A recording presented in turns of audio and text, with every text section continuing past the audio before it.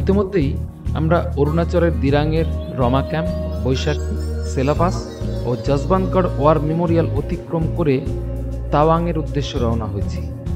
অরুণাচল যে কতটা সুন্দর তা ভাষায় বলে প্রকাশ করার মতো শব্দ আমার নেই।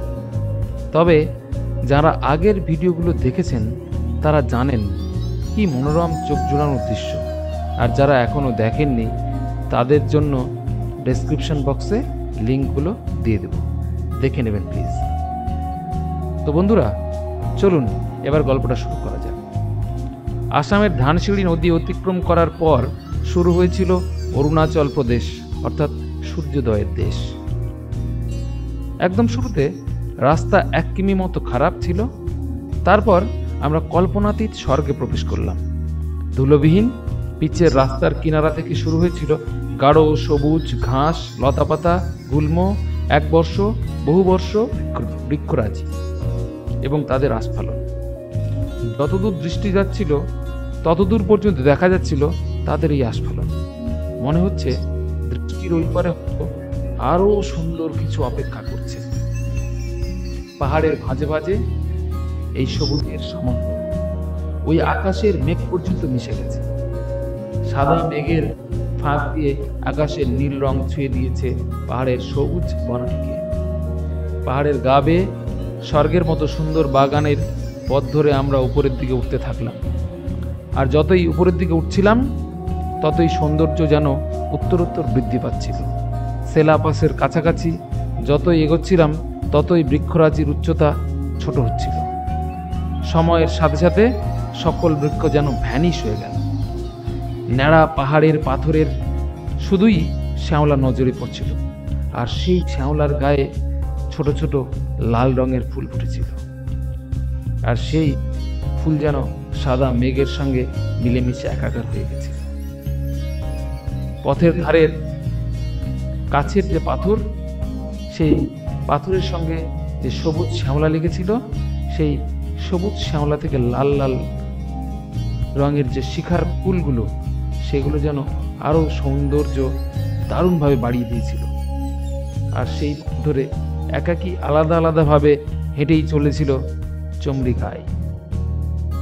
তারা যেন সেলা লেকের মতোই শান্ত, স্নিগ্ধ, স্থির, অথচ অনেক গভীর। কারো মুখে কোনো শব্দ নেই, নেই কোনো তাড়া, লড়াই করার কোনো স্পৃহাও নেই। আর থাকবেই বা কেন? তারা ইতোমধ্যেই স্বর্গের বাগানেই তো বিরাজমান।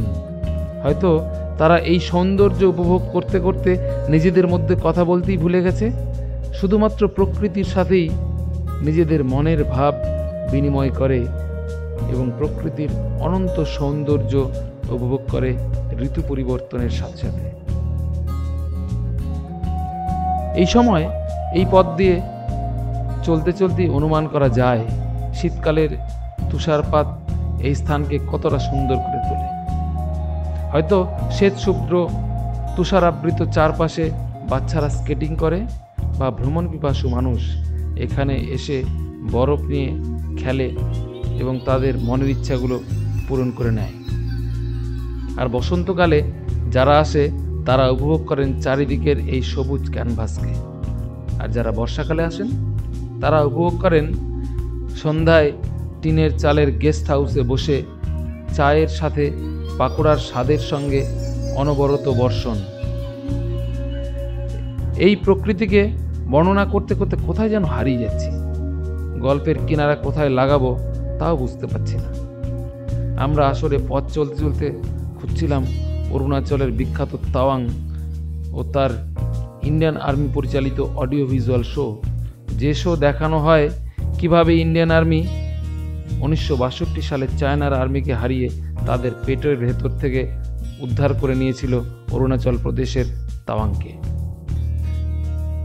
50 টাকা মাথাপিছু টিকিট দিয়ে আমরা শো দেখলাম, যদিও এই শো আমাদের মন জয় করতে পারে।